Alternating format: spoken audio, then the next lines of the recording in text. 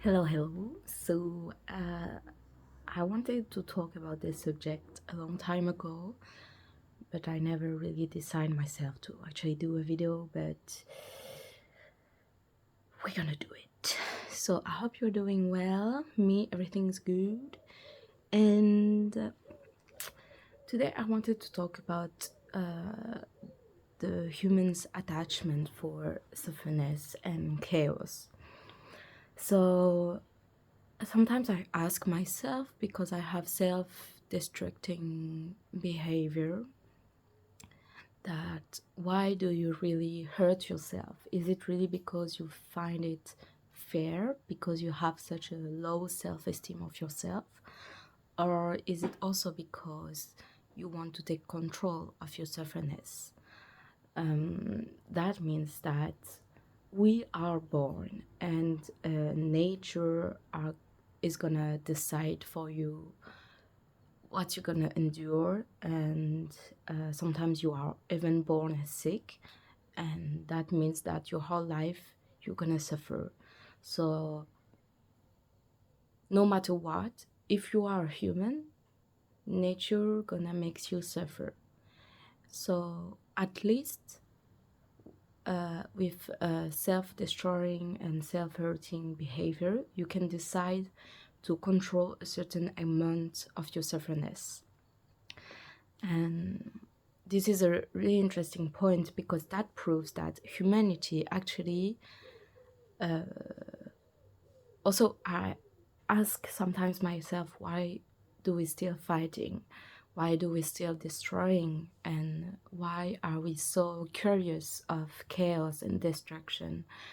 And so I read a book, and in this book it tells me that maybe it's because we actually don't want to finish our building, our construction. That's why we are so obsessed with destruction, because we are scared of the final product of humanity. So during a long time of my life, I thought the goal of humanity was perfection. And now I'm questioning myself, because perfection for me is the truth, and it's all the, I think it's the infinite knowledge. For me, perfection is the final knowledge, like the knowledge of everything around us and in us. And we see that humanity now still progress in their own knowledge, but it's still so not empty, but it's still so much more to know about this universe. So we are still pursuing the final knowledge. So I thought this was the goal of humanity, but now I'm questioning myself, because do we really want to know everything? Or maybe we are scared to actually know everything, and to finally admit that nature is on top of everything, and humanity is just like rats for nature. Like, we have no freedom, we have no we have no freedom. So if we don't have any freedom, we are just like other animals. And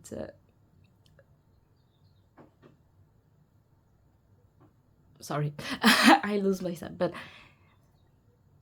yeah, if we know everything and we finally see that we have no freedom, and nature always decided for us that everything is chemicals, everything is mathematicals, so what is humanity?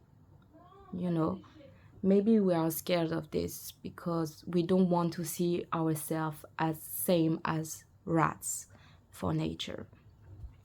So that's really interesting. And the thing with sufferness and what is wrong and mean is that it's kind of unreasonable. So if we decide to self-destruct ourselves, You know, I have my little notes here, but I say something that if we do the unreasonable, that means that we oppose ourselves to the absolute logic of nature. And by that, we prove to ourselves that we are free, that we are human and not simple rats. So I think humans are, their only way to express their freedom is to actually do what is unreasonable and not logical. That means destruction. So maybe we are so attached to chaos because this is the only identity humans have.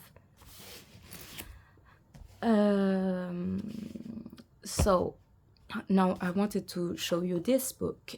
This is, I don't know how to translate it in English, but that means the Notebook of the Underground or something like this by Dostoevsky. And this is a really, really interesting book that is really self-explanatory, and I think if you read it, you're gonna understand so much more that what I'm trying to say. So it's about a man who lives alone, and he's sick, and he feels so much pleasure to being sick and to being mean and to being that disgusting human, because that way at least he's human. And it's kind of sad when you really think about it, because that would mean that the only thing that makes us human is that we can be mean and immoral. So that may be a little bit negative, but for me it's actually very, it's really interesting. And in this book the men say something. It's the question, a man who is self-conscious, can he also have self-esteem?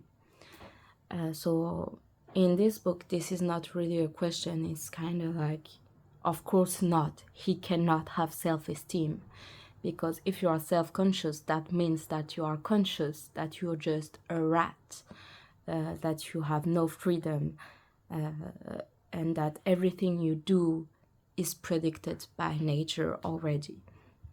So how can you have ego? How can you esteem yourself as a human being if you already know that you're just a slave? And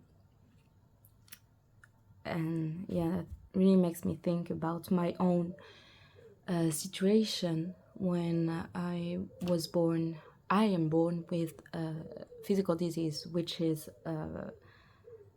arthritis. And all this time, during my depression, etc., I always have the reflex of self-harm myself. And I think maybe it's not only because of sadness, but it's also out of revenge, because I want to take control of my selfness, and by self-harming themselves, we think we do something fair.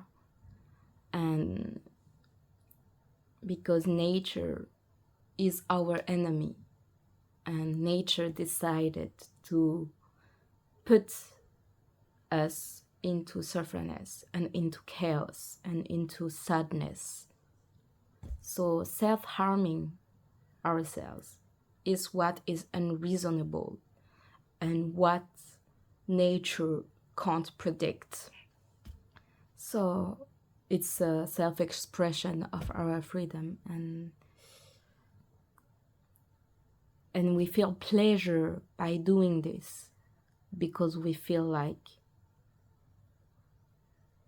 we we fight something to be fair and to be human. So yeah, I really invite you to read this book. It's a very short book, which is not very common for Dostoevsky.